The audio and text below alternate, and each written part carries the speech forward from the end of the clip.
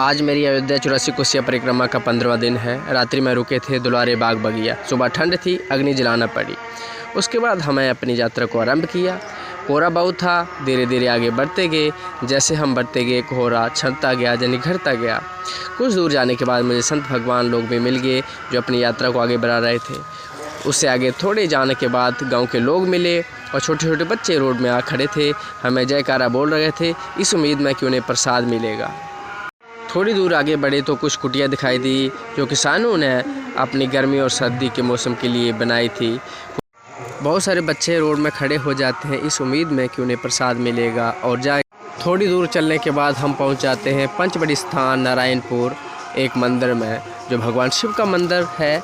वहां दर्शन करते हैं। वहां दर्शन करने के बाद हम वहां के पुजारी से मिलते हैं और वहां पर स्थित श्री राम जानकी के मंदिर में जाकर दर्शन करते हैं। दर्शन करने के बाद हमें पुजारी जी से प्रसाद प्राप्त होता है। प्रसाद ग्रहण करने के बाद हमारी पुजारी जी से चर्चा होती है वहाँ के गांव के बारे में और जिस स्थान पर आज रात्रि रुकना है उस स्थान के बारे में। पुजारी जी को इसके बारे में बहुत कम ही पता था। उसके बाद हम वहाँ से अपनी यात्रा को आरंभ कर देते हैं। जैसे ही हम वहाँ की बस्ती से गुजरते हैं तो हम पाते हैं कि छोटे छोटे मंदिर बने हैं और छोटे छोटे बच्चे गलियों में खेल रहे हैं जो हमारे यात्रा को देख रहे थे। कुछ दूर चलने के बाद हम पहुंच जाते हैं उस स्थान पर जहां हमें रुकना है। इस स्थान का नाम है जम्बू द्वीप। इससे जुड़ी हुई बहुत सारी कहानियां हैं कि इसके नाम के बारे में, पर एक मुख्य कहानी है कि जहां पर बहुत सारे जामुन के पेड़ हुआ करते थे और जिनके फलों से रस टपक टपक कर एक बहुत बड़ा द्वीप बन गया, जिसके कारण इसका नाम जम्बू द्वीप पड़ गया। आज रात्रि हम यहीं पर विश्राम करने वाले हैं। आप देख सकते हैं बहुत सारे संतों भक्तों ने पेड़ों के नीचे अगल बगल में अपने आसन लगा लिए हैं। अब हम भी प्रयास करेंगे कहीं ना कहीं कोई जगह ढूंढने की। आज रात्रि विश्राम के लिए जगह ढूंढने से पहले हम जाएंगे हनुमान मंदिर में दर्शन करने के लिए। वहाँ पर देख सकते हैं एक हनुमान जी का मंदिर है। उसके बाहर एक संत मंडली बैठी हुई है जो भजन कीर्तन में शामिल है और पास में ही भगवान शिव का मंदिर है, वहाँ भी हमने दर्शन किए।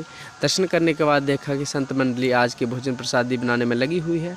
उसके बाद हम जाते हैं, पास में एक समाधि स्थली है उसके दर्शन के लिए और समाधि स्थली के दर्शन के बाद हम निकल जाते हैं जम्बू तट के दृश्य को देखने के लिए। थोड़ी देर वहाँ घूमते हैं, वहाँ के दृश्य को देखते हैं। इतना सुंदर और मनोरम दृश्य है कि ये सब कुछ देखते ही बनता है। दर्शन करने के बाद और घूमने के बाद हम प्रयास करते हैं रात्रि विश्राम के लिए कोई जगह ढूंढे। जगह नहीं मिली तो अंत हमने निश्चय किया कि शमशान घाट है पास में, वहाँ विश्राम करेंगे। तो मेरे साथ एक संत भगवान ने जो भी शमशान में विश्राम करेंगे। उसके बाद हम जाते हैं भोजन प्रसादी के लिए पंगत में। पंगत में हम सब ने मिलकर भोजन प्रसादी किया और उसके बाद हम जाते हैं पास में एक मंदिर देखने के लिए जो अभी निर्माणाधीन है, यानी अभी निर्माण नहीं हुआ है। आज रात में हम विश्राम करने वाले हैं इसी स्थान।